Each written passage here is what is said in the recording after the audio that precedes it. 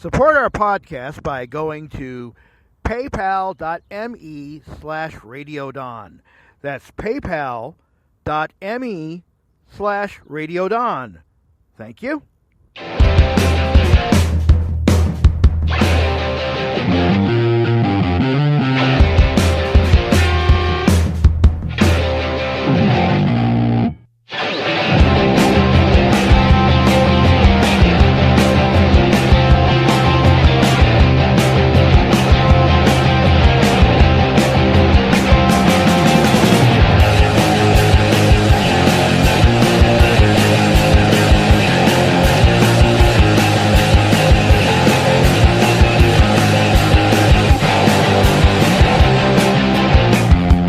Everybody.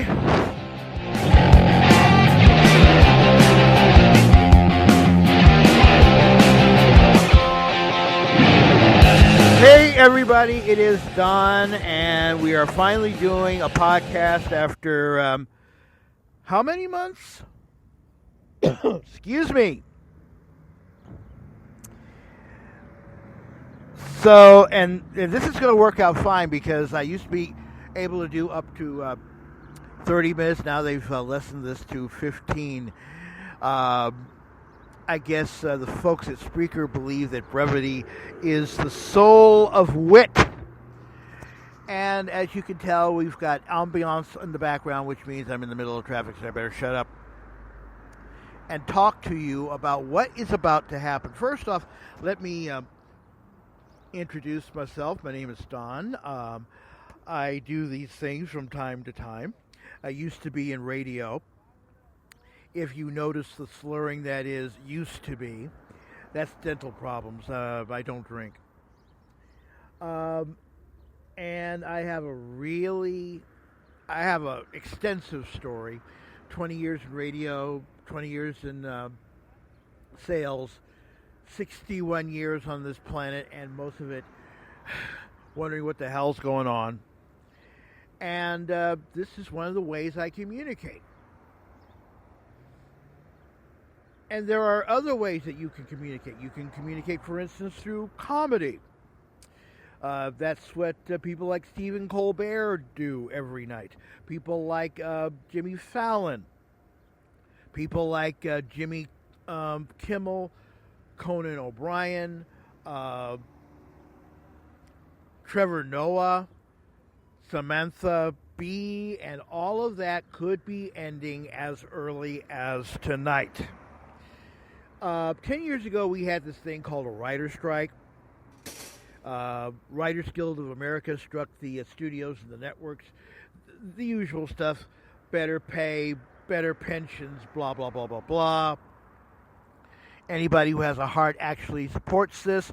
However, these things, for whatever reason, and I have my suspicions, for whatever reason, these things usually happen right in the middle of a Republican administration. What that means is that it shuts down all that late night comedy that you've been enjoying,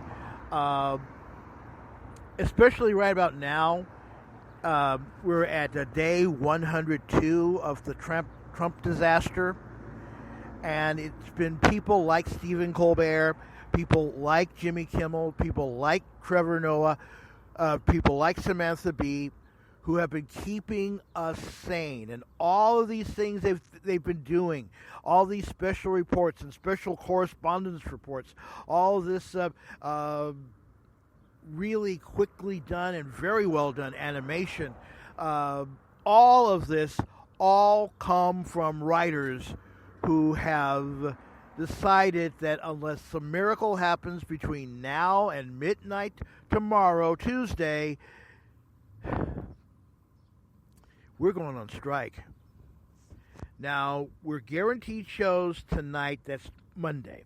We're guaranteed shows. We're kind of guaranteed shows Tuesday, kind of, because midnight on the East Coast is 9 o'clock out here. So we're definitely going to get new shows tonight, probably going to get new shows on Tuesday. Wednesday is an iffy proposition. And like I said, I have my own suspicions. Like, how many guys running the WGA are actual Republicans, actual born-again Republicans.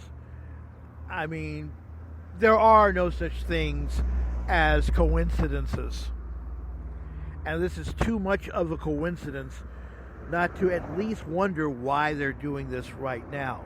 Again, I am in favor of whatever they're asking for, especially with the changed landscape that's out there. Less people are watching, television, and more people are watching things online.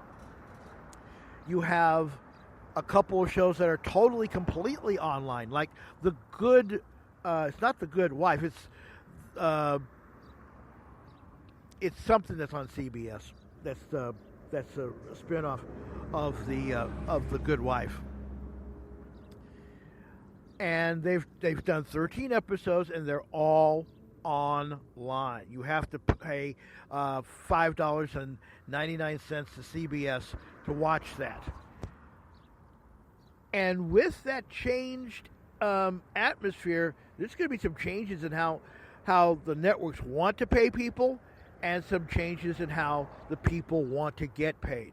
So usually this is interesting, but right now, at this particular point, it is an inconvenience, to say the very least, to us who are going absolutely crazy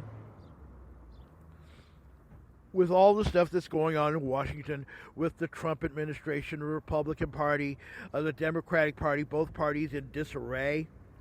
I mean, this is stuff that's perfect fodder for late night talk show hosts. Now, here's an interesting thing to think about. You can go on and do a podcast like this. I mean, all I've got is a phone and a wire, and it's a bat wire as a matter of fact. And I hope that you can hear this, because I bought this thing for $2 at the 99-cent only store, because I started getting a short in the good one. So I've got to go out and get a good one tomorrow. That is why supporting this program is essential. But you can do a podcast. But would doing a podcast from your home constitute crossing a picket line? Because nobody wants to cross a picket line.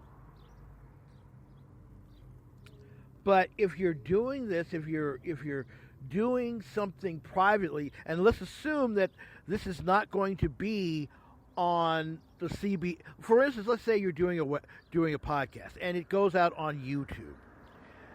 It is not on the Late Show with Stephen Colbert account. It's on the personal account of Stephen Colbert, which probably would be Stephen at Home or whatever. Would doing that constitute crossing a picket line? That's one of the many questions that may have to come up, because we're going to need to hear from somebody for the next couple of weeks. And this could possibly go on for longer than a couple of weeks. The last one I remember almost canceled the 2007-2008 season, as many of our fellow friends of Heroes remember oh too well. So here we go again.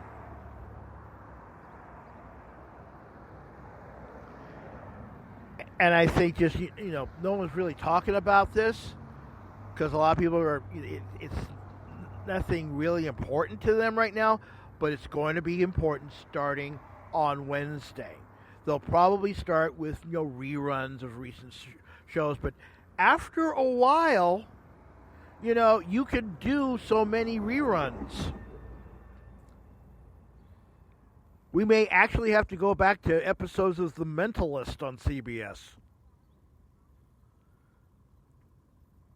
So it's going to be interesting. And again, no one's really talking about it, but I think people should with all this stuff going on. And we're just going to keep an eye on it. And that's the podcast for today. Tell me how you like it. We're at DLP Radio on Facebook. And we hope to see you the next time we decide to do this. Bye-bye.